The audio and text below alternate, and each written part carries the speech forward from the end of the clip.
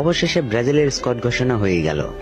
Casemiro ফিরেছে, রিচার্লিসনও আছে, এমনকি অ্যান্টোনিও ফিরেছে। কিন্তু একজন ফেরেনি, যাকে হলুদ জার্সিতে দেখার জন্য আমরা অপেক্ষা করি দিনের পর দিন, মাসের পর মাস। বছরের পর বছর ধরে যাকে নিয়ে আমরা স্বপ্ন বুনেছি, সে মানুষটা আজ ব্রাজিল দলে নেই। আমরা ভেবেছিলাম এবার বুঝে আসবে সে, হয়তো এবার তার নামটা ভেসে উঠবে স্কোয়াডে। কিন্তু না, আবারও সে নেই। হলুদ শিবির যেন তাকে ভুলেই গেছে, আর আমরা তাকে ভুলতে পারি না। কারণ এই মানুষটা শুধু একজন খেলোয়াড় না, সে আমাদের আবেগ, আমাদের আশা।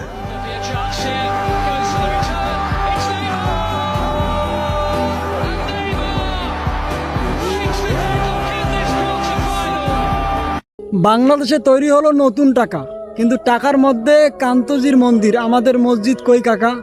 মসজিদ না রাখেন সমস্যা নেই, কিন্তু মন্দির কেন কাকা? এটাই কি আমাদের বাংলাদেশের মুসলিম কান্ট্রির নিয়ম কাকা?